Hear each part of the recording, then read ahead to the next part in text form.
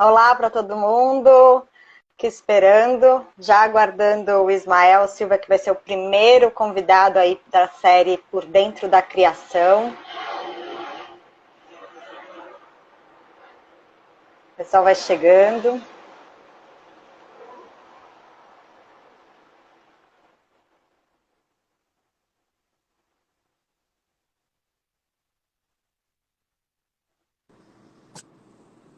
Oi, Ismael. Tá, tudo bem? Tudo, e você? Você precisa colocar aí direitinho. Não, do outro jeito. De pé? É, assim. Ah, peraí, eu me programei para colocar. Pronto, agora vai. Tá bom, agora vai. Vamos lá, o pessoal está entrando. Meu nome é Roberta Prescott, eu sou editora do Adestramento Brasil. A BPSL me chamou para conduzir essa série de entrevistas que a gente vai fazer com criadores, amantes do cavalo lusitano. A série chama Por Dentro da Criação. E para inaugurar, Ismael Silva, que é presidente da Associação Brasileira do Cavalo Puro Sangue Lusitano e também da Coudelaria Luso Brasileira. Ismael, seja muito bem-vindo. Obrigado, Roberto. Eu que agradeço, né? Você está sempre disposta. E antes de começar, eu já queria te pedir que nós temos que fazer segunda e quarta, ou segunda e quinta.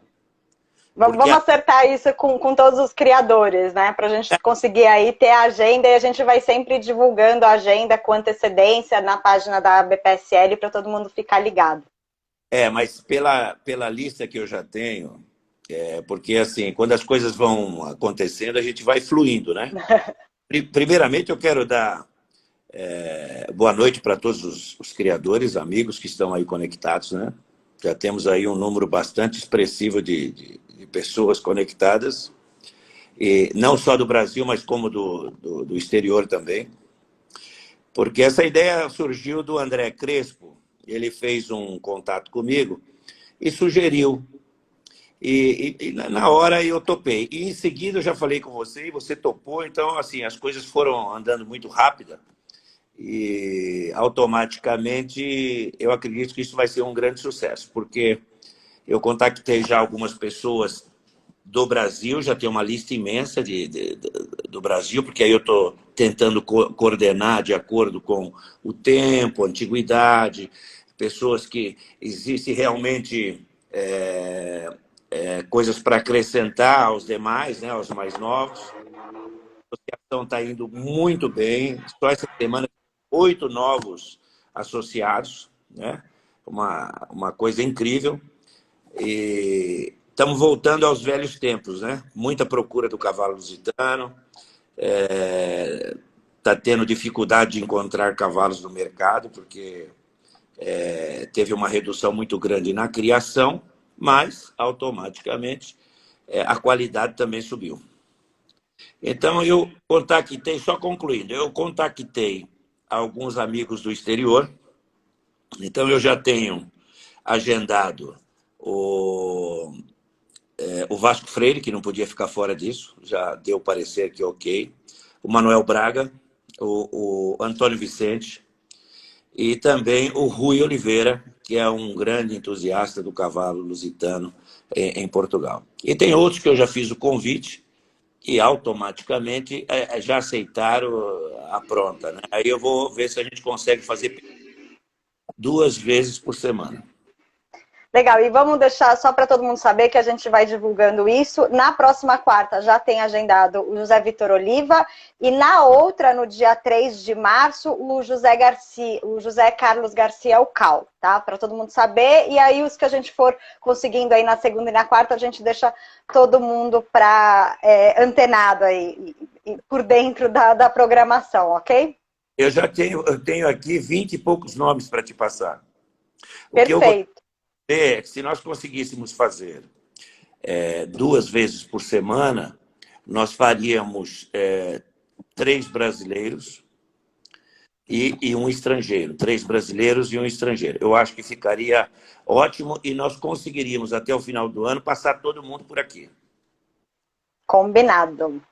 Ismael, vamos fazer aí para começar por dentro da criação, você mencionou aí demanda de cavalo, no fim do ano também soltou um balanço de exportação. Que balanço você faz aí do ano 2000? Que expectativas tem para a criação do cavalo lusitano, para a venda do cavalo lusitano em 2021?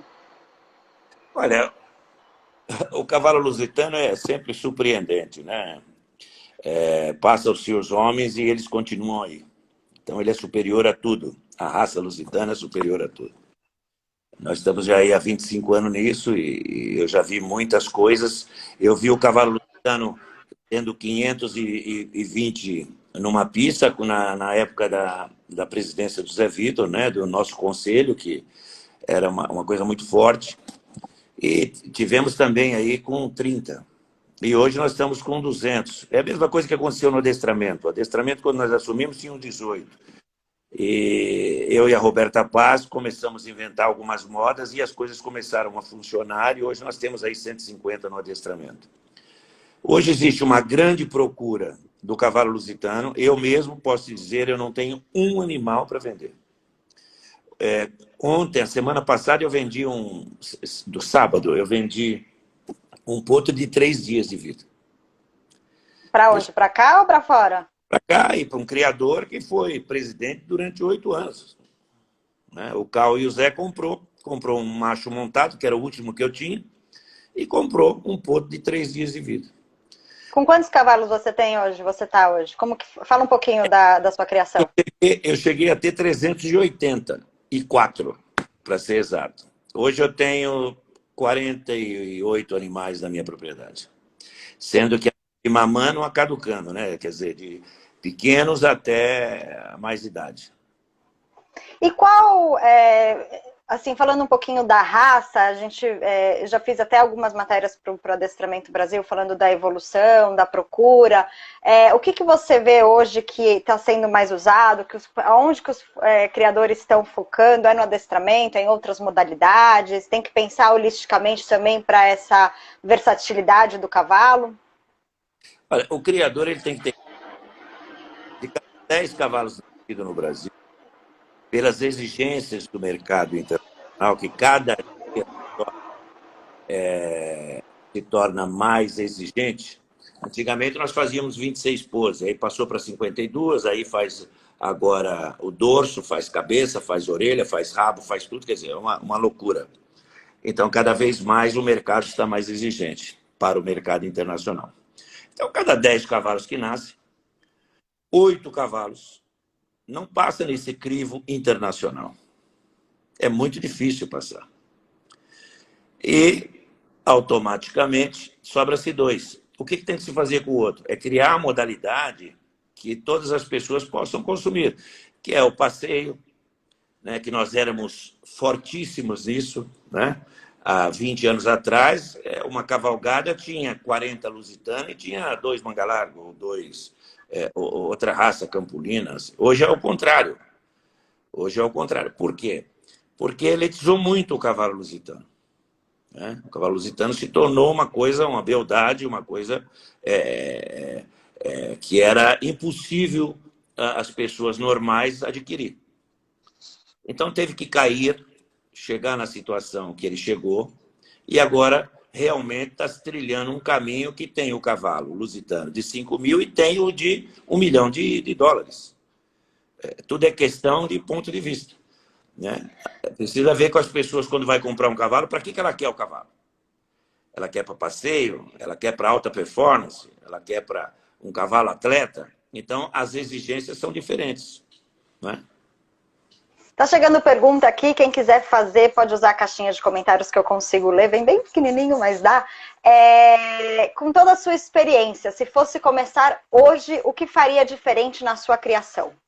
Lusitanos doia que me corta, se quiser colocar de novo eu pego, de que é.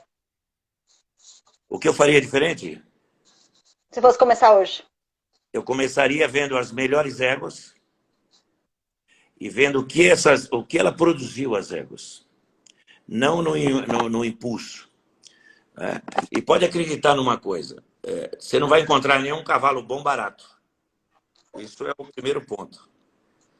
Né? Porque se ele já saiu de um criatório grande, que tem o conhecimento do que é necessário para uma venda externa, uma venda bem feita, vai desovar isso em qualquer lugar. Eu tenho essa prerrogativa de desovar cavalo, ou desovar é uma forma muito chula de se dizer, mas estou dizendo, dar cavalo para outros vendedores vender, ou para vendedores de cavalo, não criadores. Né? Eu dou lá na minha casa para os meus meninos lá, eles vendem lá com valor insignificante, sem papel, e se torna um cavalo comum e não traz nenhum malefício para a criação brasileira. Agora, tem outras pessoas que acham que bons cavalos que têm, acaba tendo algum probleminha de raio-x, algum probleminha de piro, e acaba entregando aí para ser vendido por um outro preço. Só que aí tem aqueles novos que compram, e depois de 6 meses ele sabe que existe o adestramento. Aí ele quer pegar aquele cavalo e pôr no adestramento. Só que ele vai pôr no adestramento, não serve, porque não passa no raio-x. Aí ele acha que o vendedor enganou. Não enganou. No primeiro momento ele queria um cavalo para passeio. E o cavalo para passeio, aquele era o ideal. Ponto final. É assim que funciona o negócio. Chegou uma pergunta, o pessoal está colocando aqui na caixa de comentário, mas só para dar uma dica, que quando eles sobem, depois eu perco. Mas eu decorei e é o que falta para o Lusitano virar uma referência mundial. Não falta nada? Não falta nada. O que falta são os administradores pensarem grande. Pegar a raça como mundial. Porque ainda existe algumas pessoas dentro da raça que pensam só uma coisa pequena. Né? Eles só pensam no mundo deles. O dia que eles olharem e fazer o efeito Coca-Cola, né? O cavalo lusitano tem condições para isso, nós dominamos o mundo. O lusitano é o que é graças ao Brasil. 90% do que o lusitano é no mundo é graças à criação brasileira. Depois os outros entraram e viram que o negócio era lucrativo e que o negócio que tinha realmente um cavalo excepcional na mão, aí começaram a valorizar. E já fizeram a lição de casa e realmente estão já atropelando a criação brasileira. E veio mais uma pergunta aqui. E como faz o efeito Coca-Cola? Como faz o efeito Coca-Cola? É regularizar todas as associações do mundo, criar uma coisa só. Respeitar a Associação Brasileira, respeitar a colombiana, respeitar a mexicana, respeitar a americana. É fazer uma coisa só. Ter uma cabeça só. Ter um livro só. Entendeu? É isso que está faltando. Porque menosprezam as outras associações do mundo e se mantêm somente no umbigo deles, né? Às vezes você não está entendendo o que eu estou falando, mas muitas pessoas sabem do que eu estou falando. O dia que começarem a pensar mundialmente, o cavalo lusitano explode. Nós estamos entre as 10 melhores raças do mundo, né? O que precisa para fazer o efeito Coca-Cola? Nada. É só começar a pensar grande e olhar para os outros países. Só isso, mais nada. Até veio uma pergunta aqui que já subiu, mas era o que é preciso para você conquistar mais mercado internacional, né? Aqui a gente sabe principalmente das exigências, e você até colocou isso um pouco antes aqui do nosso bate-papo. O que precisa? Entender o mercado, entender o que o mercado comprador quer, ajustar a criação para isso? Bom, o primeiro ponto é conseguir baixar a barreira do morbo. Porque hoje o Brasil tem uma qualidade de animais excepcional. E nós baixamos a barreira do morbo, automaticamente o mercado europeu estará à nossa disposição. Hoje nós somos muito fortes no mercado americano. Tá certo? O que nós precisamos é mais representatividades nos Estados Unidos. Hoje nós temos lá o Jorge Gabriel, temos lá o Vitor Silva, e temos também agora a Roberta, né, que está indo para lá, a Roberta da Sucante, mas ela sempre esteve no mercado americano, mas ela está agora se estabelecendo lá nos Estados Unidos. Então, acho que isso vai abrir um leque muito grande para o mercado brasileiro. Eu vi essa semana aqui cavalos brasileiros a ser comercializados por 700 mil euros. Aonde? Eu só não posso falar, mas foi... Entendeu? Um cavalo nascido no Brasil foi para os Estados Unidos e a Europa está comprando por 700 mil euros. Então, Outra pergunta. Ah, pode falar. Não, pode falar. Não, que chegou uma outra pergunta aqui. Depois do adestramento, qual é a próxima modalidade que pode ajudar nesse efeito Coca-Cola e aí linkando com o que a gente estava falando antes? Olha, uma das coisas que o Lusitano é craque é no salto. Até 1,20 m eles são craque nisso. Bom para amador, né? Bom para é o que foca. Por quê? Porque as pessoas querem competição ágil e que não haja juiz. Né? O que tem no hipismo? Nada. O que tem no salto, o que é? Nada. Quer dizer, o salto tem as barreiras, né? Tem as barreiras, o cavalo salta. Se ele saltar de lado, se ele saltar de dar uma piroleta no ar, desde que ele caia do outro lado e não derrube o obstáculo e chegue no final com o menor tempo, ele é o campeão. Simples assim. Nós temos a equitação de trabalho. A equitação de trabalho é uma modalidade muito específica e muito boa. Mas a maioria, 99% das pessoas, gosta da prova de velocidade. Manabilidade, ensino, é uma prova que é técnica, né? Isso é muito bom para o cavalo, porque isso ajuda muito no adestramento, né? A prova técnica, mas é uma prova que é cansativa. Então, a nossa ideia, a partir da próxima exposição, é voltar a fazer o Grand Prix de velocidade que nós fazíamos, com 2, 3 obstáculos, e conta o cronômetro, e quem for mais rápido e voltar. Tá. Isso é uma prova que agrega pessoas. Nós começamos a fazer com o Mauro, com o Marquinhos, etc. Nós criamos aí o Rodrigo Damas, tinha outras pessoas envolvidas, o Betarelli, e deu muito bem, porque nós começamos com 40, 70, 120 conjuntos num dia.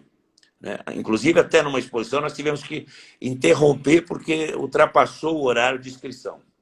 Tinha muita gente para fazer. E nós dávamos uma moto, dava um prêmio bacana. Então, isso aí é o que nós precisamos. As pessoas têm que ter prazer de fazer aquilo. Se for cansativo, porque o adestramento você conhece bem. Para quem fica olhando aquilo,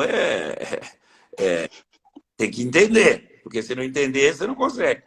Né? Quem olha aquilo fala, o que eles estão fazendo? Porque estão acostumados a ver o salto, a ver alguma coisa. Né? Aí você vê um Kir, pô, aí o Kir é bonito, tem a música e tal, e o cara faz. Então, é isso que cativa, né? Cativa mais. Tem uma pergunta que chegou aqui, qual é a opinião sobre o melhor lusitano em adestramento? E aí eu acho que eu até emendo para uma coisa que a gente já conversou em outras ocasiões, é do lusitano indo, alcançando percentuais de pouquinho em pouquinho mais altos nos CDIs internacionais, principalmente na Europa, né? Então, fala um pouco desse melhor lusitano que você acha e também dessa evolução e aonde você acha que a gente vai chegar. Olha,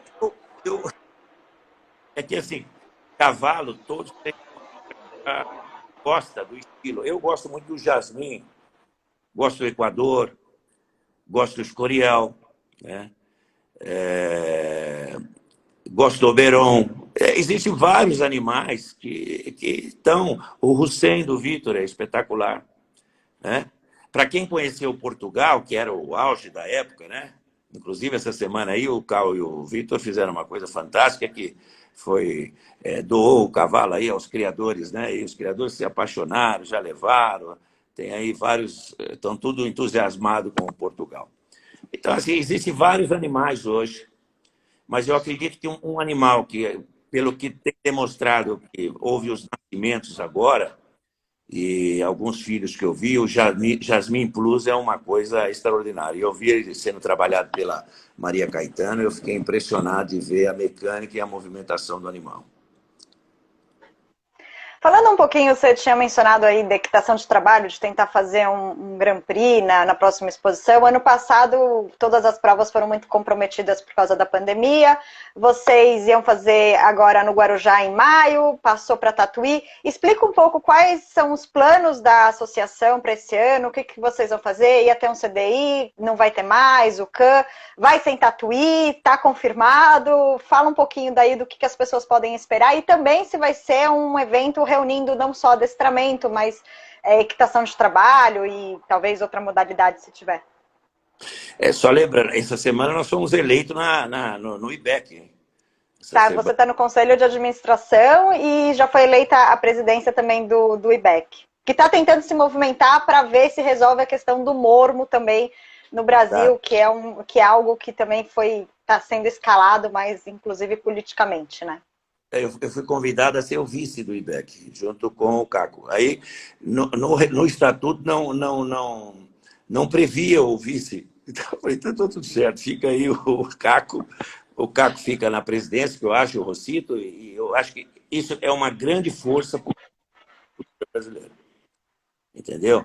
Agora, voltando à pergunta que você tinha feito sobre os eventos. Lamentavelmente, nós estávamos preparadíssimos para fazer um evento no Guarujá, uma coisa fantástica, mas com a atual conjuntura da coronavírus, você depender do poder público é muito complicado. Então, o meu medo era, quando chegasse em maio, o governador aí, o nosso governador aí, bloqueasse tudo e a gente não tinha o que fazer. E Tatuí é uma cidade muito tranquila, o índice de corona está muito baixo, e nós temos lá o recinto da doutora Clélia, que ela fez agora uma coisa fantástica, né? Um picadeiro de 50%, uma coisa incrível, muito bacana. Inclusive já foi até a Nacional do Manga Larga, foi lá nesse ano. Então, nós vamos fazer em maio, nós vamos realizar em maio. Lá...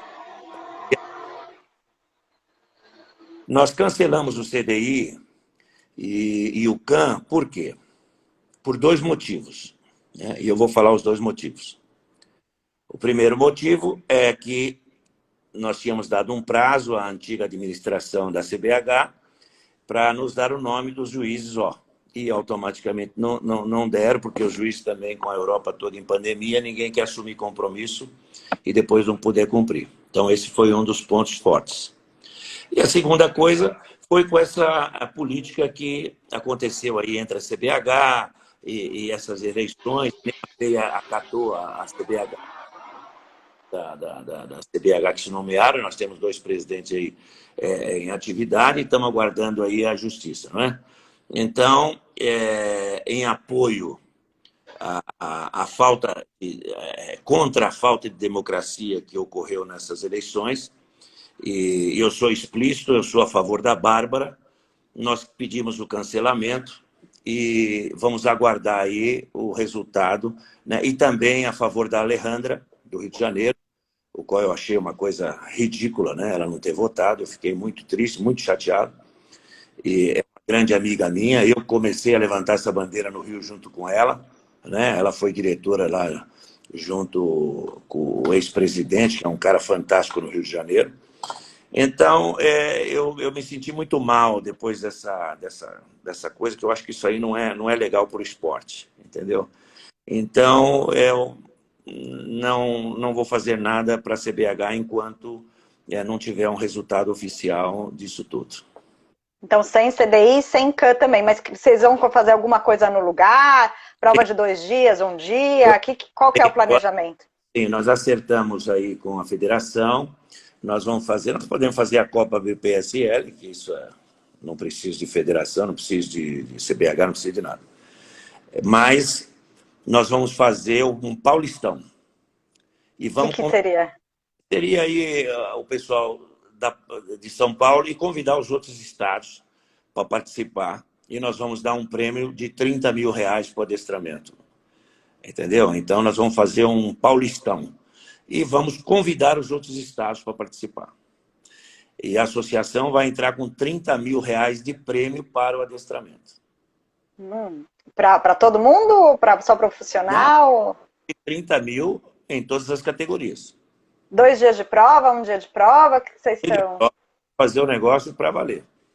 Tá. Entendeu? Então, eu acredito que vai ser bacana, vai ser bem bacana. E outra, hoje nós temos essa disponibilidade de 30 mil, mas nós podemos aumentar esse valor na aproximação. Se houver contribuição de mais pessoas, automaticamente nós vamos aumentar o valor do adestramento. Nós queremos fazer uma coisa diferente. Nós queremos fazer uma coisa que fique marcado e que una todos os atletas, né, e os criadores de cavalo. Não só vai ser uma prova aberta, pode participar qualquer raça, né, e unir realmente a favor do hipismo, porque do jeito que está muito difícil. E você sabe quando a gente vai ter mais detalhes para divulgar? Sim, vamos ter. Mais para março. Aproveitar, né? Se o Tupa estiver me ouvindo, ele o jornal dele, e até agora ele mandou. Tem, tem mais uma pergunta aqui, aí voltando na criação e do Lusitano, qual que você acredita que seja o futuro do Lusitano aqui no Brasil? O futuro do Lusitano aqui no Brasil? O primeiro de todos. A melhor raça do mundo. É isso que eu vejo do Lusitano. Em montabilidade, em confiabilidade, em submissão, em inteligência. Não existe outro cavalo igual ao Lusitano. E ele superou praticamente todas as outras raças do mundo, né? Então não tem muito o que fazer.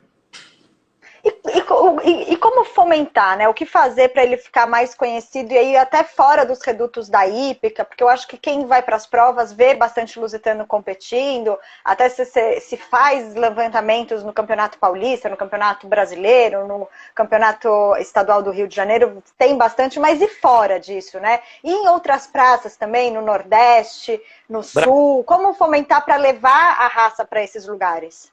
O que nós precisamos é de verba, de colaboração, tanto da CBH, quanto da federação, quanto das associações. Né? Não é focar São Paulo, é o que acontece hoje, é focar São Paulo. Eu tenho agora um convite para ir para a AgroShow, por exemplo, né? Expo Zebu. Você vai fazer um investimento desse, é 60 mil reais. Como é que você vai conseguir fazer isso? Né? Com uma associação pequena, né? Que é a Associação do Lusitano. Então, a questão toda é assim, é trabalhar do jeito que nós estamos trabalhando, com muita prudência, com muita cautela, para que você não onere os caixas da associação, para que você mantenha aí tudo acertado, como está sendo feito, né? E angariando os novos associados, aumentando a base da pirâmide, para que a gente possa começar a dar passo. A gente dá muita ideia. Tem uma ideia, mas toda ideia tem custo. O cara fala assim, um grupo, não sei o quê, tem que pagar o WhatsApp. Que nem você, por exemplo, você é assessora da BPSL, né? Você cuida toda... Assessora não, a gente tem o acordo com o Adestramento Brasil, mas a assessora é a lei. Você que cuida da nossa mídia, tanto Social. no social. E, além disso, ainda você escreve a respeito... Eu tenho uma live por semana que nós tínhamos combinado, não é isso? Sim, sim. Então, automaticamente, você é a pessoa de confiança minha. Né? A primeira pessoa que eu pensei foi você para fazer isso aqui que você está fazendo hoje. Então, o que eu quero dizer é assim, tudo isso custa. As pessoas acham que, não custa. Então, você tem um faturamento, você tem... Eu estou falando sobre valores, porque eu sou associação, eu sei onde é que o calo aperta. Então, assim, olha, se eu tivesse hoje uma verba disponível, se eu tivesse um projeto com verba do Ministério da Cultura, com verba do Ministério do Esporte, ou o que quer que seja, olha, não precisa divulgar. Eu ia em todas as maiores feiras do Brasil, pronto. Levava lá uma carreta, como já teve no passado.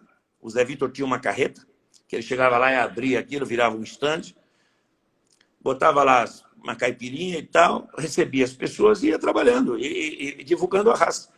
Em todas as feiras, as melhores feiras do Brasil. Pronto. Está divulgado. Ou então, se tiver dinheiro, eu vou lá, compro um horário nobre num canal de televisão e faço divulgação no horário nobre, todos os dias, durante 30 dias. O Brasil inteiro vai conhecer a raça lusitana. Voltando uma... Hã? Não, você falou lá no começo dos diferentes cavalos, diferentes valores e dos preços para todos, e a gente falou bastante aqui de fomentar a base, de aumentar, até eu acho que imagino que seja fomentar os amadores, né? Os criadores têm olhado para isso, nessa diferença, como talvez precificar o cavalo para isso e como mostrar a raça para os amadores, e aí, independentemente de se é adestramento, equitação de trabalho. Olha bem, hoje nós temos 80% dos nossos profissionais são amadores. Nós já fazemos um investimento grande na parte dos amadores. O que nós estamos trazendo agora, e eu tenho visto muito, são as crianças envolvidas nisso. Essa semana mesmo tem um conhecido aqui da região de Sorocaba. Ela tem uma filha lá de, acho que 10 anos, montando. Monta uma coisa assustadora. E outra, monta cavalo há 6 meses. Então, eu acho que o nosso futuro está na juventude. E nós temos que deixar uma coisa sólida para que eles dê continuidade nisso. Né? Eu estou com 61 anos, daqui a pouco já foi meu tempo, tem que vir alguém para substituir. Né? Então, é assim, deixaram muito tempo o cavalo lusitano meio arredio, né? Assim, os grandes se fechavam e os outros, tudo bem, quer ir, quem vai, quem não vai, não vai. Então, o que eu penso é assim, nós temos que pensar na coletividade e os melhores prêmios ser para os amadores, não para os profissionais. De 30 mil, eu vou dizer, 20 mil vai para os amadores e 10 mil vai para o profissional. O cara tem que adquirir gosto para aquilo, porque os profissionais já estão lá, eles são profissionais. O foco deles é outro. Né? Agora, os amadores eles têm que criar um incentivo para que eles vá. Né? É isso. Para ir se divertir, né? E aí, falando em... Eu estou fazendo em Israel agora, está dando pizza, está dando chocolate, estou lá e se vacinar. É assim que eu vou fazer também para os amadores aqui no Brasil. Falando um pouquinho uma discussão que eu sempre vejo aí nos grupos de lusitano, de conformação do cavalo, de buscar o cavalo com esses índices mais altos, isso tem mudado a morfologia, a conformação do cavalo lusitano? Para onde que você acha que isso caminha? E como fazer isso, se deve fazer isso primeiro, e como fazer isso sem perder as características originais do lusitano? A característica do lusitano não se perde nunca, porque está sempre dentro das mesmas linhagens. Né? Não se perde. Você pode ter um pouco... Você pega lá um Andrade, que é um pouco maior, pega numa égua veiga e coloca para pegar uma média, e assim sucessivamente você vai conseguindo. Né? Como as cores, né? Se você cobrir o preto com preto, você tem 1% de probabilidade de não dar preto. Você sabia disso? Então, é isso. O meu amigo Flávio sabe bem disso. É muito difícil, mas acontece. Então, a questão de, vamos perder a característica... Não, que eu vou perder nada de característica. Existe uma grande procura hoje pelo mercado asiático. Existe uma procura também pelos Emirados. Tem procurado muitos cavalos. E essas pessoas, eles compram o cavalo pela pontuação. Eles entram lá... CDIs. Entram lá ver a pontuação, porque eles acreditam, né?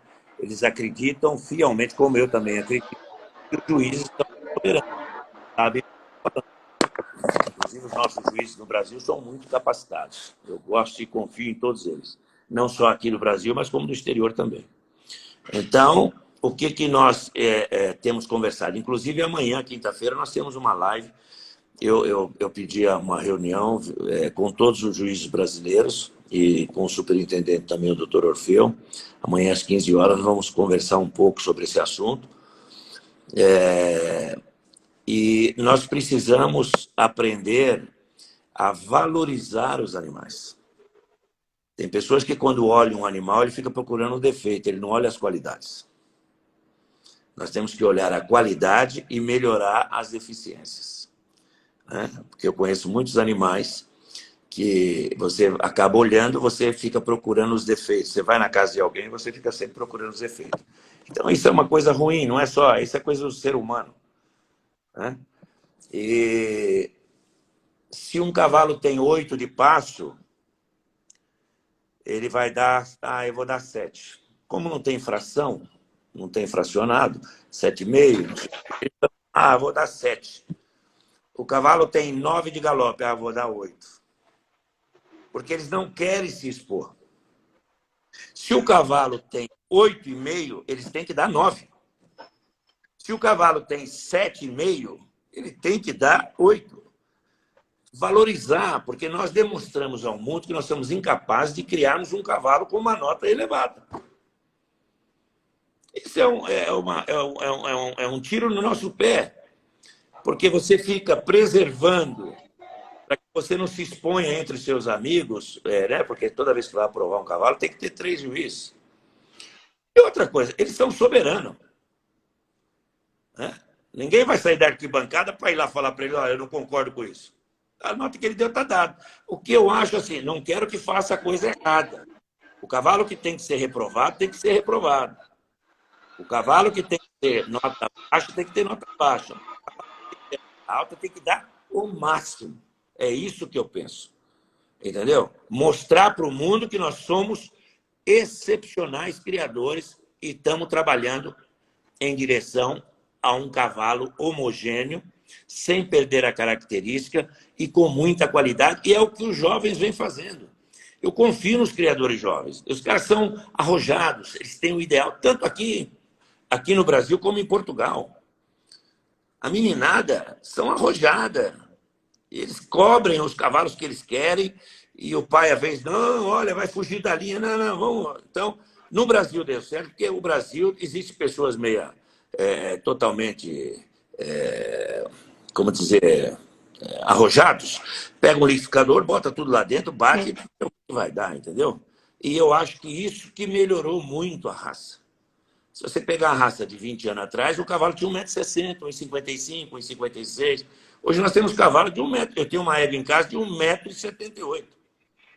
É um monstro de égua. E não perdeu a característica do Zé. Você olha para ela, é uma lusitana. Tá entendendo? Então, o que nós fizemos? Melhoramos.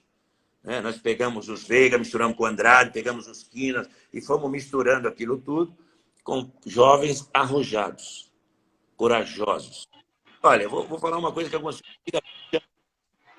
Eu estava na minha casa, eu peguei um potro de 2 anos e soltei em 40 éguas. Essa coisa é nego louco, o potro nem aprovado era. Aí tinha um casal em casa, o cara falou assim, você é louco, pô, você não pode fazer isso. Aí a mulher dele falou assim, não, ele é arrojado, por isso que ele é o que ele é e nós somos o que somos. Entendeu? Assim, tem que ter uma loucura. Uma pergunta que chegou aqui, pegando isso que você falou, qual é o perfil dos criadores mais jovens entrando no mundo do puro sangue lusitano hoje? Bom, tirando o Adriano Soares, que deve estar aí, o resto é excepcional. Brincadeira, Adriano. Você sabe que eu te amo, né, Adriano? Eu acho que são uma meninada tudo arrojada. São arrojados, eles, como é que fala? Fazem perguntas, eles cutucam, eles brigam, né? O Murilo, ele são assim, o Murilo já é velho, mas ele é novo na idade, mas eles fazem perguntas muito pertinentes e eu fico muito feliz com isso. Você sabe quantos são? Ou quantos criadores novos começam, quantas pessoas começam a criar lusitano, talvez por ano? Você tem esses dados na cabeça? Nós temos hoje 168, 178 associados. Né? Os 8 velhos eu sei, o restante é tudo novo. Os velhos tem poucos. Os velhos está aí, o Zé Manuel, o Cal, quem mais tem? O Dr. Paulo, Cecília Gonzaga, né? Não é velha, a Cecília não é velha, é que ela está na raça desde quando nasceu, porque o pai é o Dr. Paulo, que é o... tem os antigos aí, quem mais tem? O Chico Rios, o Dr. Orfeu, a doutora Clélia, né? A doutora Clélia é nova, ela não é antiga criadora. O antigo era o doutor Aldo. A doutora Clélia é de uns 10 anos para cá que ela assumiu e faz do jeito dela e muito bem, né? A maior vendedora de cavalo hoje no Brasil é a doutora Clélia. E você sabe como que está a distribuição de criadores hoje nos estados do Brasil, onde tem mais concentração? E até a gente recebeu uma pergunta hoje pelo Instagram perguntando de criador no Tocantins. Como que está essa distribuição? No Tocantins nós temos. Eu atendi essa pessoa também, encaminhei ele à associação com a Nina já entrou em contato com ele. Eu respondi, acho que você não viu, eu respondi para você. Mas você sabe essa divisão de 90... região? 90% é São Paulo, os outros são Tocantins, tem um pouco, Rio de Janeiro e Bahia. Minas Gerais tem alguma coisa, assim, é muito pouco. Mas 90% dos criadores está no estado de São Paulo. E você sabe por modalidade? O percentual é mais voltado para o adestramento, equitação, ou lida, passeio? Você tem essa estatística? Olha, assim, hoje o que está em foco é o adestramento. Todo mundo corre para o adestramento. Então, não tem muito. Todo mundo quer criar para o adestramento, né? Até o Marcelo Delavec, que deve estar aí, que ele era do passeio, ele já começou a vender cavalo para o adestramento. Por quê? Porque a procura tem sido muito grande. Se nós tivéssemos hoje 200 cavalos fazendo aí elementar, preliminar, nós teríamos mercado nos Estados Unidos. Porque se os Estados Unidos comprar 0,0000,1% dos cavalos lusitanos do mundo, não consegue atender. Se nós vendêssemos a quantidade de cavalo lusitano que a associação, que os criadores de cavalo espanhóis vendem para os Estados Unidos, eles vendem muitos, muitos. Porque nos Estados Unidos existe o tal do horse pet, né? Aquelas senhoras que querem ter um cavalo mansinho, bonitinho e tal, para montar no final de semana, ou ir lá tratar ele todo dia, levar uma maçã, passear. É um pet horse. E esse mercado é o que funciona mesmo. Quando você pega um mercado de adestramento, as coisas já começam, né? A bitola começa a apertar. Existe lá dois grandes profissionais, que é o Jorge e o Vitor, que automaticamente eles participam de provas de alta performance. Então, os cavalos que ele leva para cá, que ele dá para o adestramento, eles já focam para o adestramento. O restante ele fica ali para o passeio, para o dia a dia da americana que quer ter lá um cavalo para poder andar, entendeu? Então é isso. Mas aí não fica um gap, uma lacuna entre os criadores focando em cavalos para adestramento e essa necessidade de cavalos para horse pet, de cavalos, não sei, com outra... não seriam características diferentes? Ou você consegue fazer esse leque e direcionar? O que é o forte do lusitano? O forte do lusitano é a inteligência, é a docilidade dele. Esse é o caráter do cavalo lusitano. Não importa se seja para o adestramento ele virar pet, ou se seja pet virar adestramento, ele tem isso dentro dele. O cavalo lusitano vai se adaptando à necessidade do seu montador. Entendeu? Então é assim, aí você fala assim, eu vou para o adestramento. É claro, se você tem... Vou citar um caso aqui do Vitor, que tem um filho, que o João, que monta para o adestramento. Ele é um profissional do adestramento. Automaticamente ele vai montar e vai direcionar o cavalo para aquilo. Pode ser que ele tenha um resultado excepcional, ou pode ser que ele tenha um resultado modesto. Esse modesto ele vai fazer o quê? Ele vai passar para o mercado, esse mercado do cavalo bonzinho, o cavalo tranquilo, o cavalo tal, castro, o cavalo, e entrega aí para o mercado internacional com um valor muito agregado. E Voltou. Eu acho que a sua tá... Não, a minha não, é a sua que está trabalhando. Então, é assim, eu acho que há mercado para tudo. O cavalo é o mesmo. O cavalo é o mesmo. O cavalo lusitano é tão excepcional, ele é tão excepcional, que ele vai se adaptando de acordo com aquilo que Chegou uma pergunta aqui, você falou da Espanha, qual a diferença do PRE para o lusitano? O cavalo lusitano foi trabalhado para um sistema, um cavalo mais curto, um cavalo mais arredondado, né? Por ter as touradas, um cavalo que se apoia no... Um cavalo menor, um cavalo mais compacto. E o cavalo espanhol é um cavalo maior, um cavalo mais longo. A diferença é essa, a sanguinidade é a mesma. Uma outra pergunta, e aí até voltando a um tema que você comentou no começo, você acha que se algumas associações se unirem para fazer um ranking de cavalos mundial, todas iriam participar? Claro, sem dúvida. Eu acho que seria ótimo para todos nós, e principalmente para o esporte. Peraí, tem mais pergunta aqui e eu tô me perdendo. Né?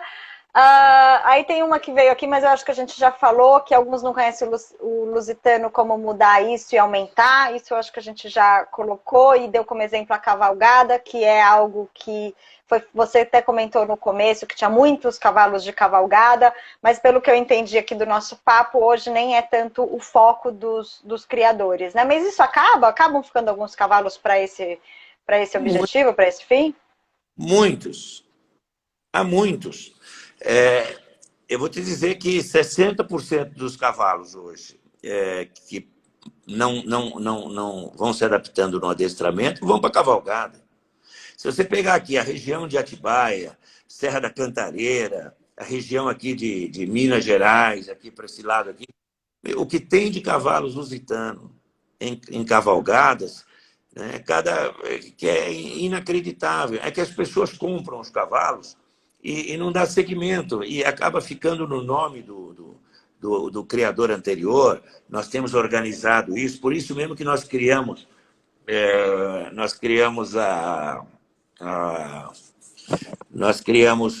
aquele emolumento que era para controlar a quantidade de animais e para ver se a gente consegue organizar. Não tem uma semana que não liga uma pessoa e fala, olha, eu comprei um cavalo, tem aqui, ele tem uma marca, ele tem uma marca, ele tem isso, tem aquilo, aquilo outro, e aí nós vamos resolvendo e acaba achando e transferindo esse cavalo, entendeu? Então, as pessoas esquecem. A gente está caminhando aqui para o final, os 10 minutos restantes, falando um pouquinho do funcionamento da ABPSL. Você falou que muita gente acaba não transferindo.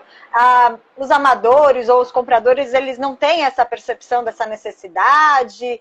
Que tipo de conselho que você dá, que tipo de orientação você dá, tanto para os criadores quanto para os compradores? Para os compradores, a primeira coisa, antes de comprar, olha, eles têm que entender que o cavalo é um carro.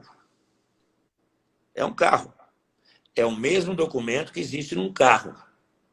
Só que quem cuida do carro é o Detran e quem cuida dos cavalos é o Ministério da Agricultura, é o Storybook. Né? Então, o que é isso? Eles são microchipados, o carro tem chassi, nós somos microchipados. Tem exame de DNA. Né? A transferência, ele é intransferível. Se você não tiver com firma reconhecida, não consegue transferir o cavalo. Então, o cavalo é um bem móvel, como o veículo é. Às vezes as pessoas falam, não, mas transfere. Não é assim que funciona. Existe uma coisa que chama-se fé pública, né? Que é o Studbook brasileiro que tem. Mesmo o serviço que o Detran de São Paulo ou de qualquer outro estado faz, o Studbook faz através dos cavalos. Por isso mesmo que é muito difícil você acabar não transferindo um cavalo, porque o cara vendeu, ou comprou no leilão, ou largou, e etc, etc, etc. E acaba levando para casa, como aquilo lá não incomoda ele, é um cavalo, e o documento fica parado aqui. E isso passa anos e anos e anos e anos e anos. Esses dias eu recebi aí para bloquear um cavalo com 72 anos. Fica difícil, né? Acho que não chega, né? 72 anos. Mandaram bloquear um cavalo com 72 anos. Eu falei, mas será que vocês viram a data de nascimento do cavalo? Eu nem sei onde é que está esse cavalo. Esse cavalo já morreu. Não é? Então, as coisas são tudo meio... E agora nós organizamos, junto com o doutor Orfeu, junto com a Nina, com a Raquel, com a Alessandra, nós demos uma reestruturada na associação, tanto na parte documental, quanto na parte financeira de organização. Aquilo está redondo. Hoje você aperta um botão, as coisas funcionam. Nós temos acesso direto à Alter, nós conseguimos mandar todas as informações direto. Depois já vem para a PSL, que já é lançado, já entra no LA, entra no LM. É uma coisa muito rápida, muito prática. Né? Nós tínhamos 2 casos pendentes, eu acredito que essa semana que passou acabou resolvendo os últimos 2 casos pendentes, para que a Associação Brasileira esteja 100% com a sua documentação em ordem. Chegou mais uma pergunta aqui que eu acho que dá tempo. Qual é a sua visão para o cavalo lusitano chegar em medalha olímpica? Trabalho. Trabalho. Investimento. De profissional ou de criação? Não. Ou dos dois? Então, investimento nos ginetes. nos profissionais. Eu estou programando aí até o final do ano uma clínica com o Goldinho lá de Portugal, para que ele venha aqui fazer umas 2 clínicas e o ano que vem umas 4. Ele só estou aguardando ele mandar para mim a liberação de quais as datas dos CDIs da Europa, se vai acontecer. E liberando que Portugal está com as barreiras fechadas, não pode ir, não pode vir e tal. Então, assim que tiver, a Associação Brasileira vai chamar todos os meninos dos Aras. Nós vamos reunir aí em algum lugar, ficar 3 dias tendo aula com ele e melhorando a auto-performance desses meninos aí. É a única forma que tem. Nós temos os melhores cavalos, mas não temos os melhores ginetes. Portugal... Tem que formar, né? Exato. Portugal, eles pegam um cavalo normal e torna esse cavalo bom. E ele pega um bom e faz ele virar um excepcional. Aqui no Brasil, nós pegamos muito bons e acabamos estragando ele, por falta da cultura equestre, por falta do trabalho do dia a dia, né? É isso que falta no Brasil. É isso que eu tinha falado no INBEC, nós criamos um instituto direcionado em Portugal, que eles dão aula para as crianças desde os 12 anos, entram lá e saem profissionais do cavalo. Aprende tudo. É uma universidade. Em Portugal tem esse projeto, funciona muito bem. Por isso que tem lá grandes profissionais, né? E eu tenho esse sonho ainda de conseguir fazer alguma coisa em benefício dos nossos jovens, das nossas crianças, porque o mercado da equinocultura é muito grande. Mas você diz, por exemplo, fomentar, padronizar a base, padronizar a doma, por exemplo, padronizar como que os cavalos devem evoluir, que tipo de trabalho é mais adequado para o cavalo lusitano, e você vê essa diferença do trabalho do cavalo lusitano para outras raças, né, que seria diferente de um KWPN, de um hanoveriano? A nossa raça é mais fácil, né? É muito mais fácil, porque ela tem uma facilidade incrível. Criação, né? Começa desde a criação. Antigamente nós pegávamos, por exemplo, nós íamos desmamar os potros. Nós pegávamos os potros, trancava dentro de uma cocheira com porta de cima e porta, largava de 5, 10 dias lá dentro, e o bicho chorava, gritava, berneava e ficava lá dentro trancado. Eu estou dizendo hoje na minha casa, o que eu faço? As éguas vão parir, tem lá 20 éguas para parir, 30 éguas para parir, as éguas parem, passa ali a temporada toda, com 5 meses, eu vou tirando a mãe. E os potros continuam com as tias. E eles nem percebem, nem sentem, porque automaticamente a natureza é tão perfeita que ele sente no primeiro momento, mas depois ele vê os irmãos, as tias e tal, fica tudo ali. Então, é uma desmama racional. E isso traz benefício na doma. Quando você traz para a cocheira, para cabrestear e etc., eles já estão mais sensibilizados. Por quê? O tratador está todo dia ali na memorária, ele sabe que aquela mão que vai tratar não vai agredir. Agora, trancar uma cocheira é uma coisa brutal. Né? Então, talvez criar um manual de melhores práticas, por assim dizer, desde a doma até a desbaste, treino, algumas melhores práticas, algo assim. Então, eu tenho convidado alguns internacionais, o Antônio Vicente é uma pessoa que fala muito sobre isso aí, porque ele é um professor e é uma pessoa muito capacitada, eu tenho um grande respeito por ele. Aí você pode entrar nesse assunto, como é feito em Portugal, que automaticamente ele vai te explicar. Lá existem umas escolas, eu e a doutora Clélia tivemos várias vezes conversando a respeito disso, lá em Portugal, com as pessoas envolvidas. É uma coisa incrível. É como se fosse uma escola de aprendizado, como fosse, não, é uma escola de aprendizado. Entra lá a criança e quando sai um cavaleiro excepcional. Porque lá eles aprendem tudo. A valorizar, a respeitar o animal, ferrajamento, o trato, como faz, depois ele monta, tomar conta dos equipamentos. É um negócio incrível. Em Portugal tem essa escola. E eu acho que nós poderíamos pegar alguns criadores e investir nisso. E que eu acho que o resultado para a nossa criação e para a nossa raça será excepcional. Temos 4 minutos, a última pergunta.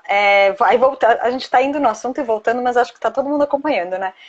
Voltando no assunto do Lusitano com medalha olímpica, em quanto tempo que você visualiza que isso poderia acontecer? Olha bem, eu pensei, vamos falar, há 15 anos atrás, eu nunca imaginei que o Lusitano estaria onde ele está. Foi um foguete. Né? Ele deu passos largos. E eu acredito agora na equipe portuguesa, né, que esses caras vão fazer barulho. Pode ser que você não consiga lá uma medalha de ouro, uma de prata, uma de bronze, mas nós vamos estar ali colados nos caras. Né? Eu acredito que mais uns 5, 6 anos, eu acho que eu não vou morrer, eu vou ver alguma coisa ainda, nós estarmos ali, bronze, prata. O ouro eu acho muito difícil, mas eu acho que nós vamos estar ali. Nós já tivemos um cavalo que não foi medalha, né? Ficou em segundo lugar, né? Já foi olímpico, né? Com Quem que foi? com agora fugiu o nome, teve um cavaleiro que montou um cavalo e deu trabalho. Eu não lembro agora. Agora fugiu da cabeça, mas e foi contestado, né? Ele não ter sido o campeão. E o público contestou. Né? Então, é assim que funciona o negócio. Bom, nosso tempo está chegando ao fim. Teve até um comentário aqui falando que essa história da universidade, a gente tem aqui em Sorocaba também a Universidade do Cavalo. Aqui, Fuego, com o Juan Munhoz. Obrigada, Vicente. O Adriano também falou Fuego. Também não lembrei, gente. Muito obrigada. E muito obrigada a todo mundo que acompanhou. Ismael, se você quiser, tem 2 minutinhos finais. Se você quiser deixar aí suas palavras. Não. É o Fuego. Olha, todo mundo lembrou, menos a gente. Menos eu. É como foi contestado. Todo mundo brigou e roubaram, meteram a mão. Mas tudo bem. Conta juiz não. Mas eu vou dizer uma coisa para você. Eu quero agradecer todos os criadores, quero agradecer a paciência que tem tido comigo. Tem vezes que eu sou um pouco bruto, né, na resposta, porque eu sou muito reto, eu não gosto de ficar dando volta. Mas tenho adorado esse grupo que nós fizemos. Né? Você está no grupo? Você está no grupo de criadores? Tá, né? Você não fala nada lá. Então, assim, eu acho que nós temos que ter um pouquinho de paciência, um pouquinho de calma, né? Não levar aquilo para o lado pessoal. Nós vamos fazer um encontro de criadores agora, que eu já até te convidei. Vai ser lá em casa, lá em Avaré, Itaí, né? Nós vamos fazer um encontro de criadores no dia 20 de março. Eu quero que todos vocês estejam lá. Nós temos lá muitas suítes, muito lugares. Aqueles que forem ir para ficar, porque vai beber, vai tomar, quiser dormir lá, voltar no domingo, é só me avisar para que eu possa separar lá um lugar para vocês. Vai ser um grande prazer recebê-lo. Desculpa alguma coisa, desculpa aí pelo fuego, que eu esqueci o nome. A gente está ficando velho, vai ficando meio falhado, né? Agradeço aí os internacionais. Eu já vou te passar uma lista grande, ó, Leonardo, o Hermano, Manuel Braga, Vasco Freire, Oliveira, Rui Oliveira, o nosso querido juiz aí, o Antônio Vicente. Então já tem essa lista toda. Então já vai estudando para que a semana que vem a gente consiga fazer segunda e quinta. Eu acho que esse é o número certo para que... Quarta. Segunda e quarta. Vamos, a gente organiza tudo, vai fechar a live. Muito obrigada para todo mundo que acompanhou. Essa lista enorme que o Ismael falou, a gente vai divulgando nos canais da associação, com o nome e o horário é sempre às 19 horas, em princípio quarta, e vamos tentar a segunda também. Só mais um minuto. Lembrando que depois eu vou começar a fazer as lives com os profissionais, o Dr. Orfeu, com o Neymar, com o Raul, com os juízes. Primeiro momento é só os criadores e os internacionais. Tá bom? Obrigado a todos. Tá ótimo. Obrigada para todo mundo. Tchau, obrigado. Tchau, obrigada.